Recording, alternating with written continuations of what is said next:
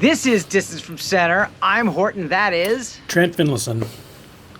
Hey, so last weekend, not too far from my house, we had California Pro-Am. Yeah. Trent, did you tune in? Of course. Yeah, man. I was glued to it. Kelvin Kelm did an amazing job. The broadcast was sensational. He did. I think he's been hanging out with the water ski broadcast guys and may have learned a few tricks. Yeah, I mean, they're definitely bouncing ideas off each other. They're learning from one another. Absolutely. For sure.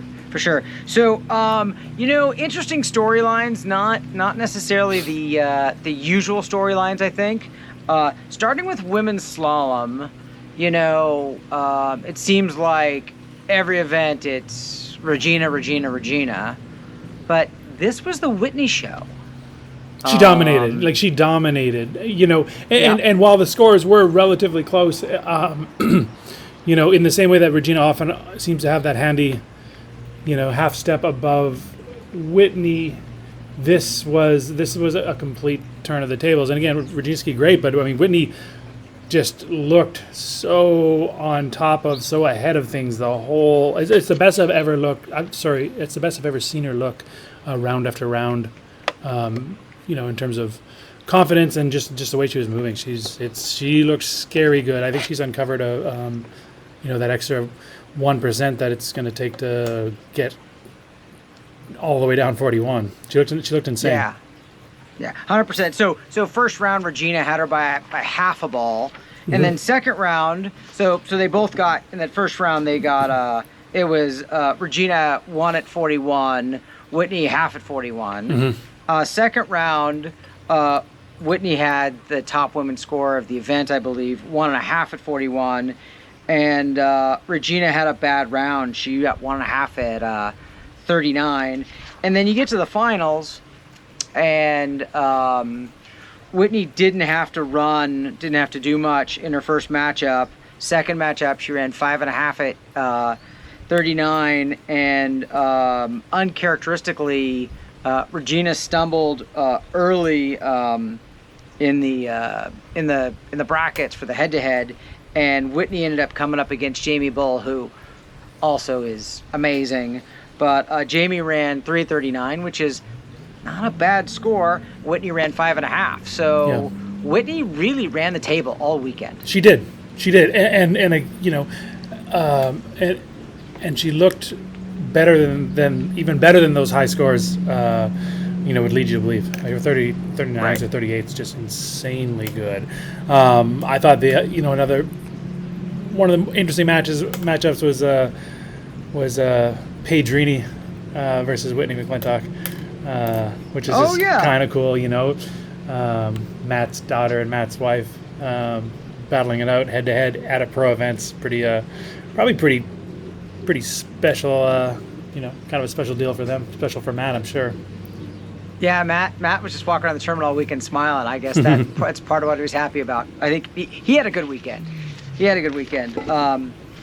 So that brings us to men's slalom, and I got to tell you, this first round of men's slalom really cracked me up because I had dinner with Joel Howley Thursday night, and I asked him how he'd been skiing, and he kind of drug his feet and was like, yeah, he said he had been skiing with the boat speeds a little bit slow, wasn't going a full 36 miles an hour, and he wasn't really running 41. And then he goes off the dock and runs 5 at 41, which is a Australian national record, and was a bit more than what I was expecting.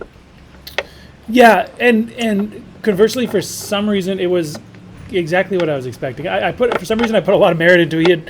He had released a story the day before when he first pulled into short line, and he sort of just did a pan of the site and of its insane beauty, and just made the comment like, I better be able to run 41 out there. So it made me think that I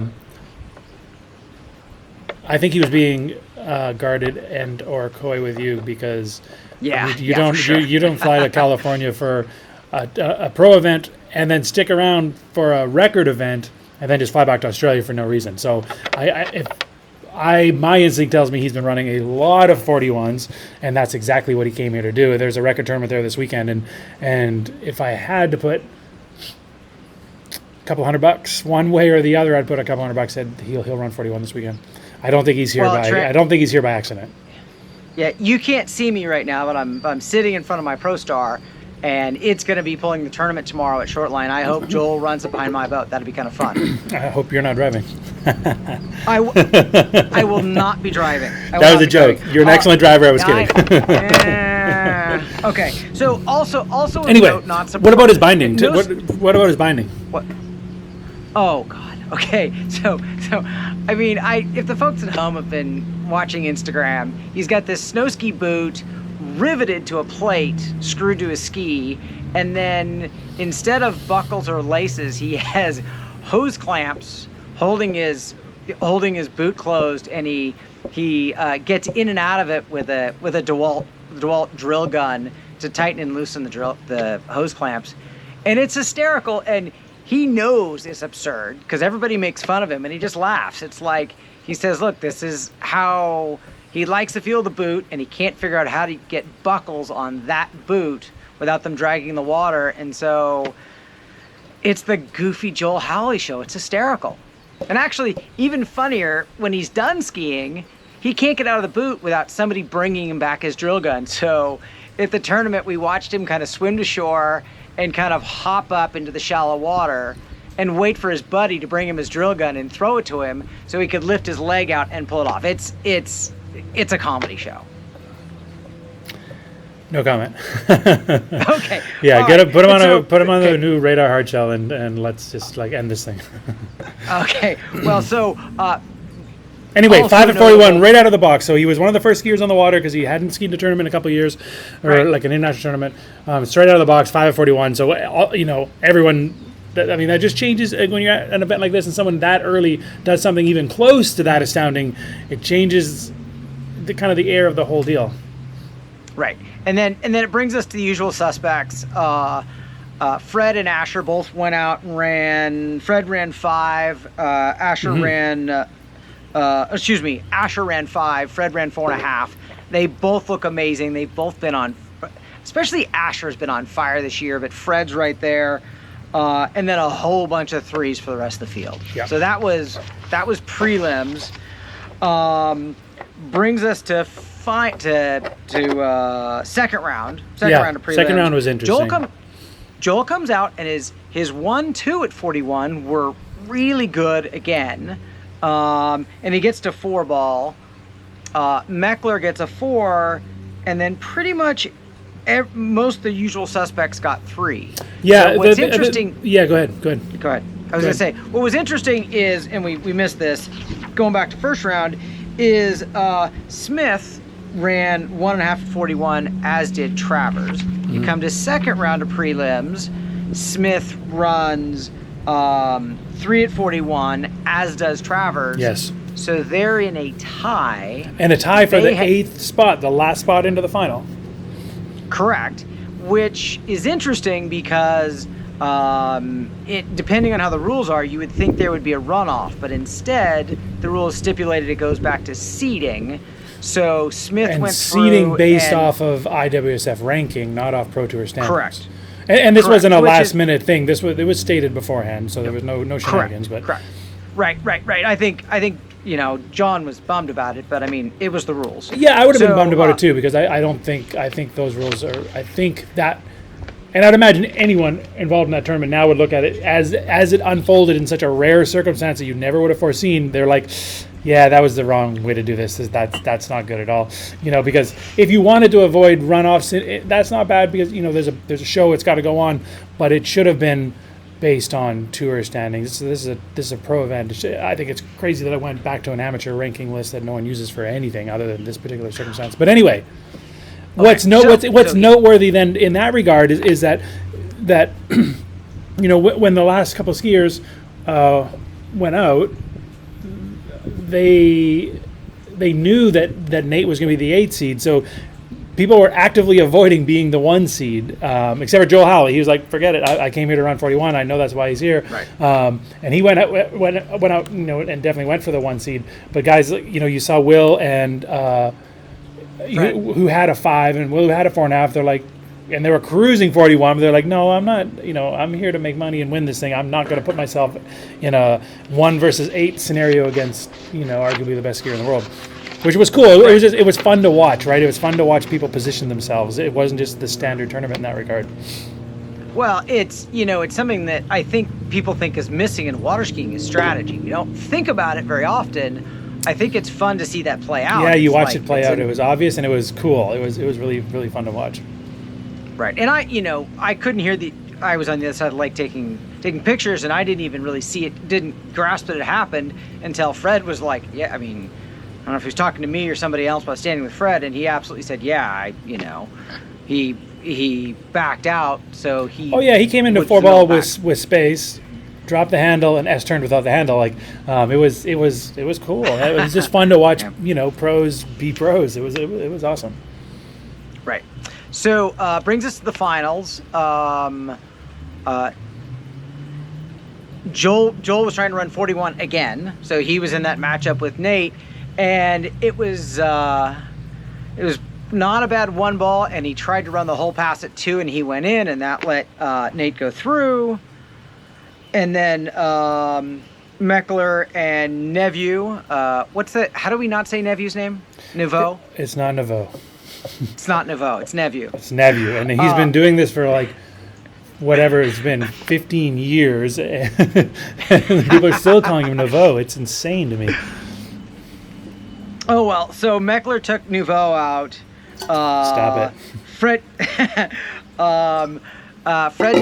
and Pagozzi were the next matchup, and Pagozzi had an uncharacteristically bad round, didn't run 39.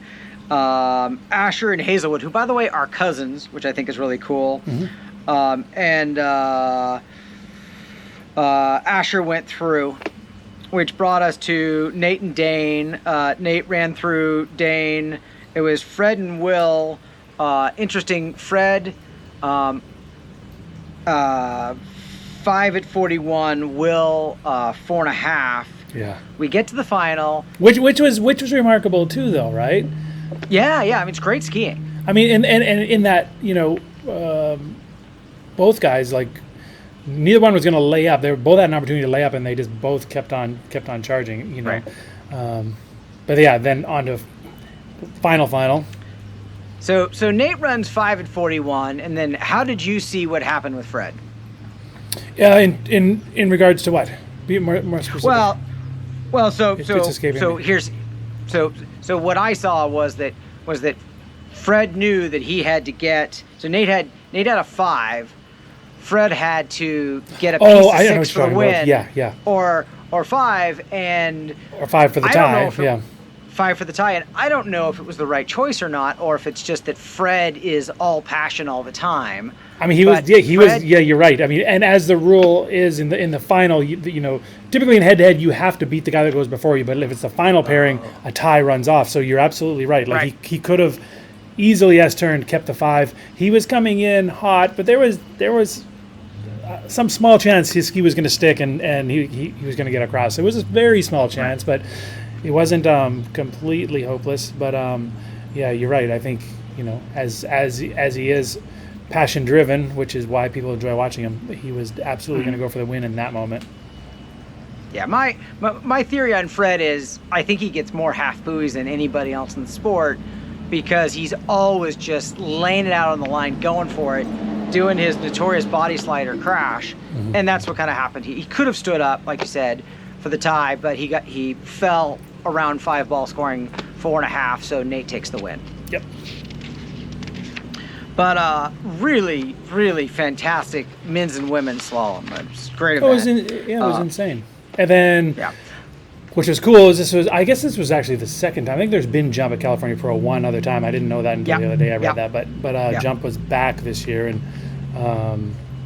they want to bring trick in the future. Just to be clear, there's talk of turning this into a 3-event tournament. I mean, I was afraid this was the last ever Cal Pro Am, and I got the clear word last weekend that this thing is going to continue on and potentially get bigger.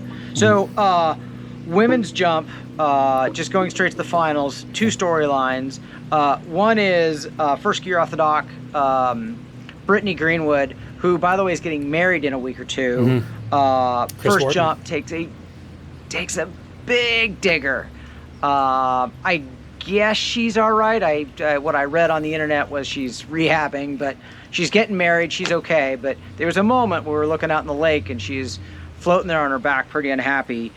And then the other interesting story in women's jump is there was only 4 feet separating Lauren Hanna. I can't say her name, but I'm going to call her Sandy, and Taryn Grant. How do you say?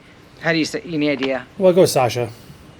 Sure, Sasha. Right, Yeah. exactly. Thank you. Yeah. So like from Brittany up to Lauren, I mean these girls are all like clustered so tight. So like while the field isn't incredibly deep at the moment, I mean this is a fun event to watch. You know, and Brittany, it was hard to watch. You know, as a skier and as a friend, it was heartbreaking as much as you were equal parts worried for her well-being and then just brokenhearted for her. Right. But I mean, she's posted that crash online, and you just watch her. I mean, she saw a glimpse of something that she thought might have been that thing she's been searching for. You know, and she went. You know, it didn't look like there was a series of mistakes. She looked 100% committed, 100% confident. It just looked like it was maybe 2% further or deeper or faster or more angle than she's accustomed to, or maybe than she's ever had.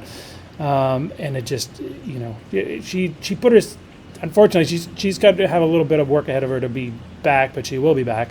You know, while Right. she's okay, big picture, she's got a little bit of stuff to Do you know how injured get she is? sorted out, you know, physically. I mean, so, but yeah, that whole event was insane. Oh, and really, who impressed me the most, obviously, besides Lauren for taking the title, was Taryn Grant. I mean, in the prelims, she came out, and I mean, and I'll get this wrong, but in my mind, like her opening jump was high 170s. She's definitely stepped it up like a full step from where she was 12 months ago.